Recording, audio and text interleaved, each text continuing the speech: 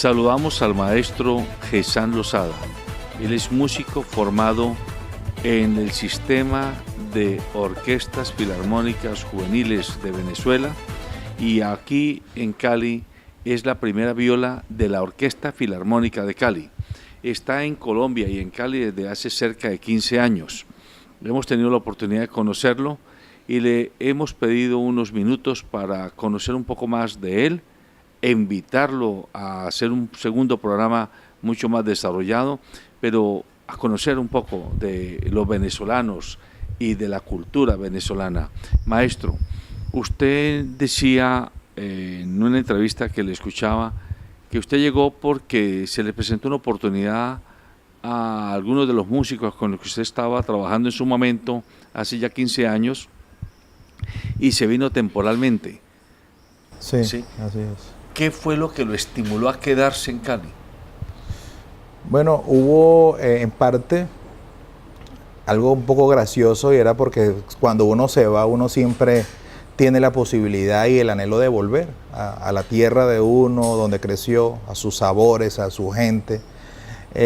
Y siempre, inicialmente quise venir por 4 meses y fue un tiempo maravilloso.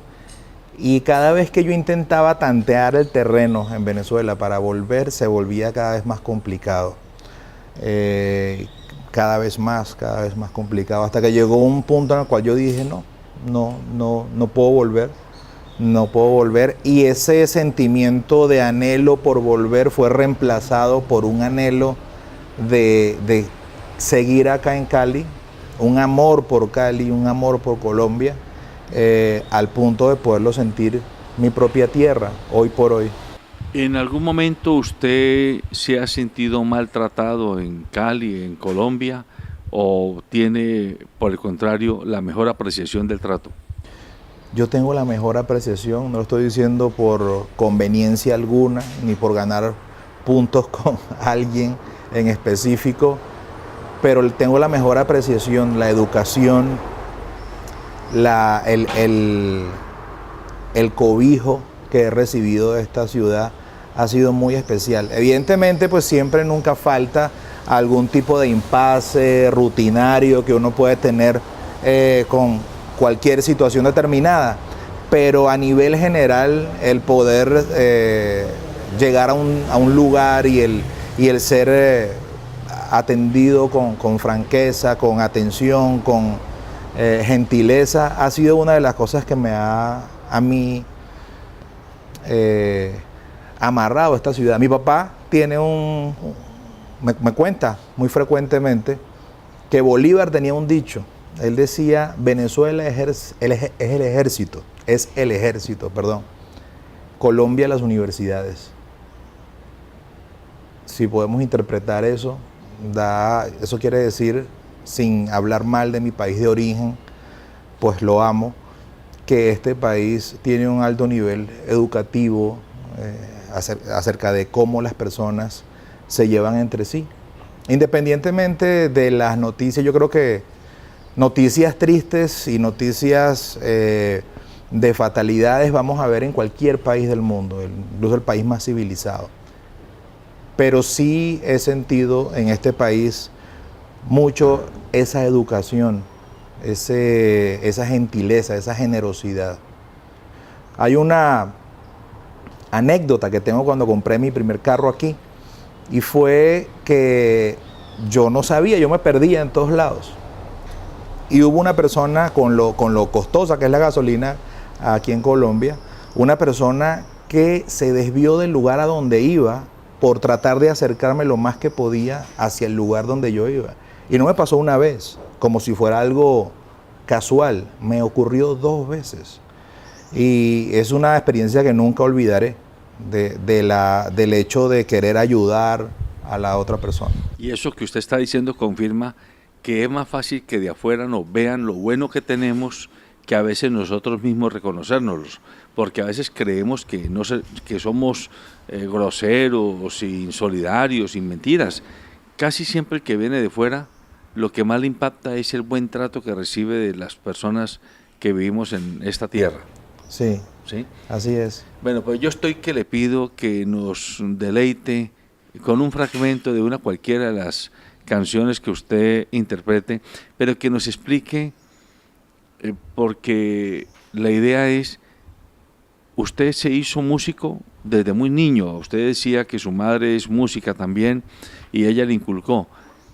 ¿La música se aprende solo si se toma desde niño o es posible que ya siendo joven o adulta la persona también pueda llegar a interpretar la viola, como es el caso suyo?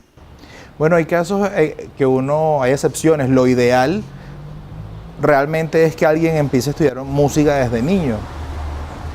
Pero me he encontrado con grandes excepciones de personas que han iniciado a una edad de pronto madura, pero la pasión con la que han comenzado sus estudios le ha permitido tener un buen desarrollo en la formación del instrumento. Bueno, deleítenos, por favor, con una venezolana.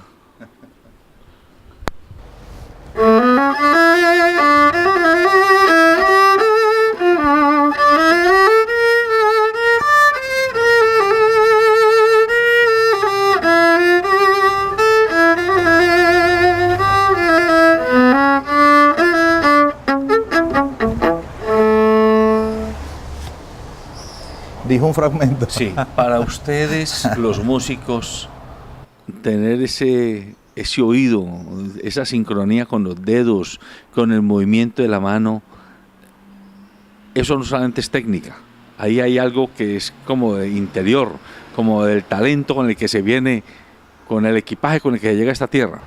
Sí, tiene que ver el talento, pero también tiene mucho que ver la técnica, porque por muchos deseos que yo tenga de hacer las cosas con la pasión que las quiera hacer, si no hay unos vehículos o unas herramientas para poderlo hacer, digamos, técnicamente hablando, va a ser difícil, por no decir imposible. En estos días vi un video de una persona en Asia que tocaba un violín de esta manera, incluso. Era una posición realmente extraña, como apoyado en esta área, y lo tocaba como mejor que cualquier persona que lo usara en la forma tradicional. Ahora, que es esta. Para quienes no sabemos de música, maestro, resuélvame a mí y a muchos que seguramente como yo se preguntan, ¿por qué ustedes los violinistas siempre el instrumento se lo ponen entre el hombro y el cuello?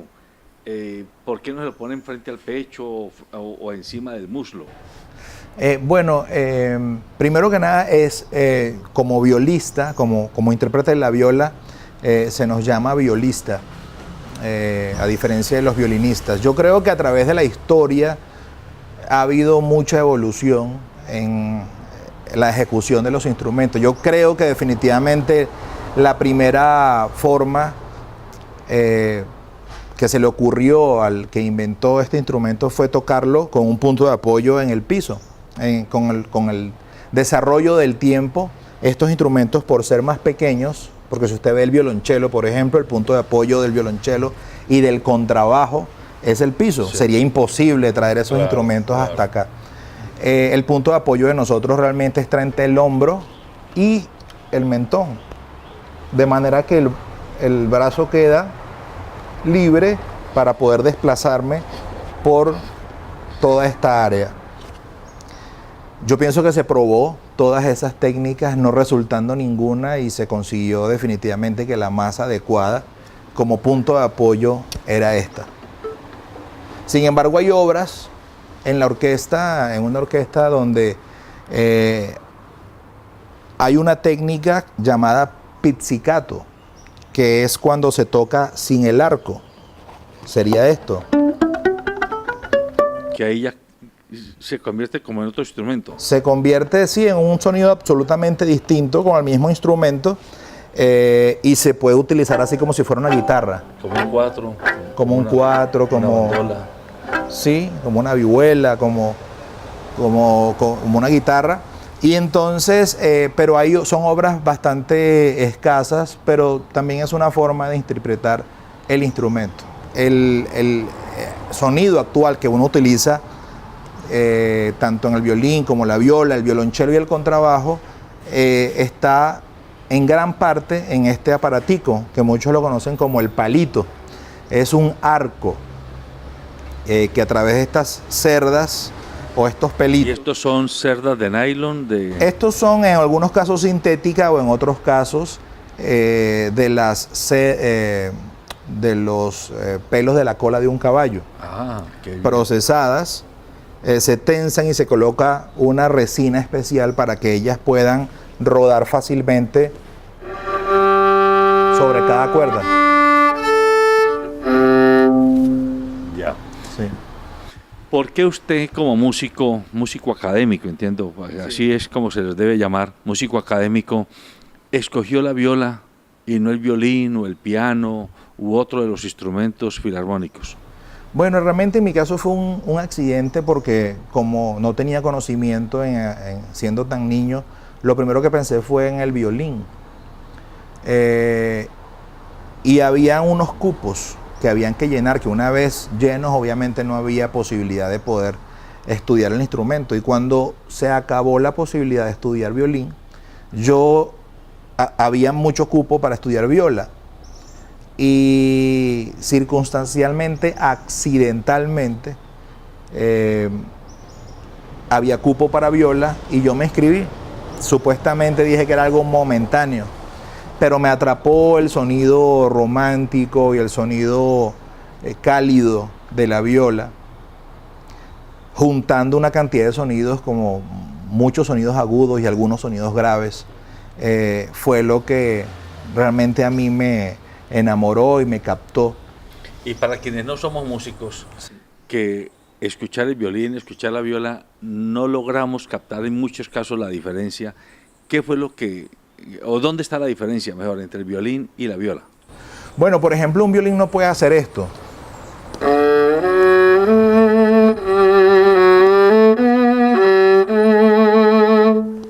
Ese sonido, esta cuerda no la tiene el violín. Es la cuerda do, es la cuerda más grave de la viola. La cuerda más grave del violín es el sol. Entonces, este sonido particular de esta cuerda es algo muy cálido, muy romántico incluso. Ya. En Venezuela hay muchas orquestas juveniles, digámoslo, de este tipo de música. Bueno, en un buen tiempo en Venezuela la cantidad de orquestas profesionales ascendía a más o menos 100 orquestas en todo el país. Ustedes, los venezolanos, son un pueblo musical. Tienen, sí. Ese es el referente de ustedes, como los cubanos, digamos, en otro contexto. Sí, había un chiste de eso que decía, dale una patada a un árbol y van a caer 7 músicos en Venezuela.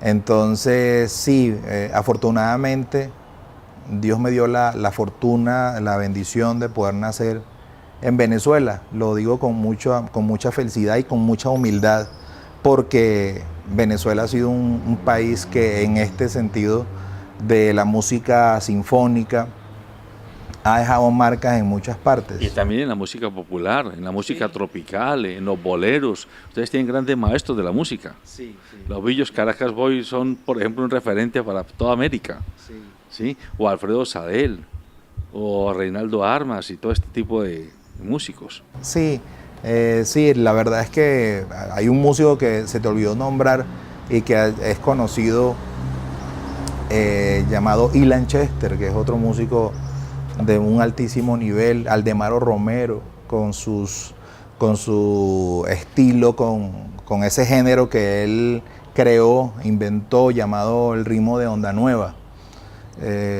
Ha sido pues una insignia de Venezuela en todo el mundo. Bueno, usted me va a regalar, para cerrar esta pequeña entrevista, yo le escuché que cuando usted llegó aquí a Colombia, estaba muy recién llegado y escuchó Pueblito Viejo. Sí. Y que lo conectó. Usted inmediatamente se enchocló, sí, tanto en la letra como en el ritmo de la música. Cuéntenos esa anécdota y cierre esta entrevista interpretándonos un fragmento no tan pequeño de Pueblito Viejo. Okay. Bueno, cuando yo recién llegué, como yo decía en un inicio, yo soy de un pueblito pequeño, de unos 80.000 habitantes aproximadamente, y siempre lo concebí y así es en esa época como un pueblo colonial, un pueblo muy colonial, que podías tú salir a la plaza, podías salir a caminar sin ningún problema a la delincuencia. Y ese es el pueblo de mis abuelos, el pueblo de mi familia, el pueblo donde yo crecí. Y llegando acá, tenía aproximadamente unos 3 meses que llegué, escuché de un compañero de la orquesta, por cierto, que tocó esta melodía. Y eso me llegó a mi corazón, se me encharcaron los ojos y le pregunté al final, ¿cómo se llama esa melodía tan linda? Se llama Pueblito Viejo. No sé por qué razón yo sentí como esa conexión entre el título y la melodía que él había acabado de interpretar. Y se volvió como en un cántico, en una canción que me hace recordar siempre mi pueblito viejo de El Tocuyo, que no lo conocen acá, muy poca gente puede haber escuchado de él, pero es un pueblito que está muy, muy arraigado en mi corazón. Por favor.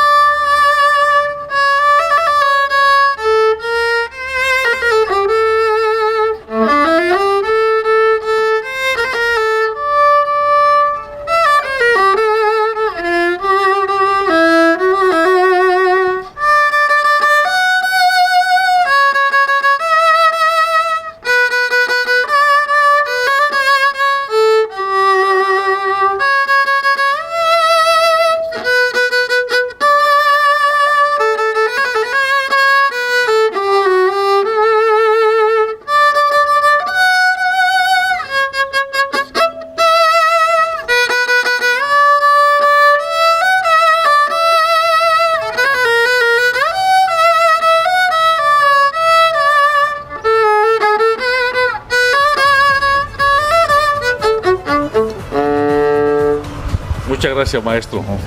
Muy amable.